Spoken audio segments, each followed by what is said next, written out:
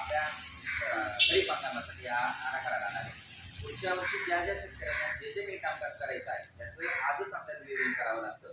त्याची नीळप्रत तयार करावी लागते. त्या नीळप्रतीमध्ये आपण तो आराखड्यामध्ये संबंधित शेतकऱ्यांची नावं मंजूर करून घेऊन काम मंजूर करून घेऊन ते काम आपण पुढच्या आर्थिक वर्षामध्ये करत असतो. आता या योजनेमध्ये आपल्या सगळ्या शेतकऱ्यांना कोणत्या कोणत्या बाबीसाठी सहभाग घेता येईल. तर काही ज्या महत्त्वपूर्ण योजना त्या आपल्या गावासाठी, आपल्या स्वतःसाठी आणि आपल्या स्वतःसाठी महत्त्वपूर्ण काय आहे त्याच्या काही योजना त्या योजनांचा आपल्यासमोर थोडंसं विस्तृत रूपावर करतो.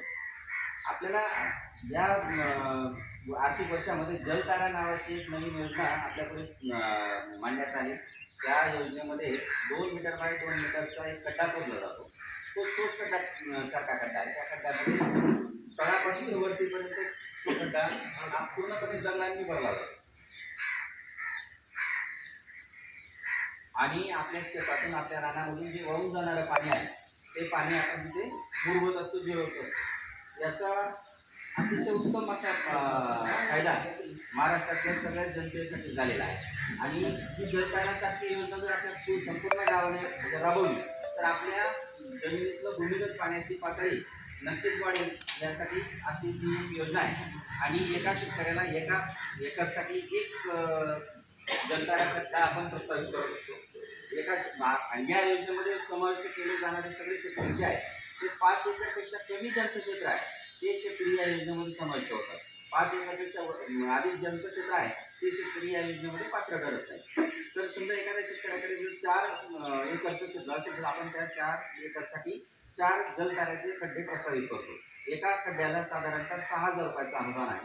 ते खोदकाम करणं, दगडवाटप करून आणणं, तो खड्डा भरून घेणं आणि त्या खड्ड्यामध्ये आपल्या शिवारातलं, आपल्या शेतातलं पाणी एका विशिष्ट नालीद्वारे आणून त्याच्यात मुरवणं आणि त्याचं पुनर्भरण करणं अशी योजना आहे. या योजनेमध्ये जर तुम्ही इच्छुक असाल तर आपली नावं त्या योजनेसाठी देता येतील. त्याचप्रमाणे सेंद्रिय शेती करत असताना गांडूळ खत करायचं असेल, कोणाला नाळेत कंपोस्ट करायचं असेल तर गांडूळ खत, नाळेत कंपोस्टसाठी सुद्धा आपण आपलं नाव प्रस्तावित करू शकता. त्याचप्रमाणे महात्मा गांधी राष्ट्रीय रोजगार हमी योजनेमध्ये नव्याने काही फळपिकांचा समावेश झालेला आहे. त्याच्यामध्ये ॲव्होकाडोसारखं फळपीक शासनाने समाविष्ट केलेला आहे. त्याचप्रमाणे फुलशेतीमध्ये गुलाब, मोगरा, जरबेरा गुलाब, मोगरा यासारखे जे काही फुलपिकं आहेत त्या फुलपिकांचा सुद्धा समावेश केला आहे. जर एखाद्या शेतकऱ्याला त्या पद्धतीने लागवड करायची तर त्या संदर्भात नावं देऊ शकतात. त्याचप्रमाणे आपलं आंबा लागवड बांधावर असेल, वेगवेगळ्या प्रकारचे डाळिंब लागवड आहे, चिकू लागवड आहे, पेरू लागवड आहे आणि यावर्षी द्राक्षासारखं पीकसुद्धा शासनाने नवीन लागवडीसाठी महात्मा गांधी राष्ट्रीय रोजगार हमी योजनेमध्ये समाविष्ट केला आहे.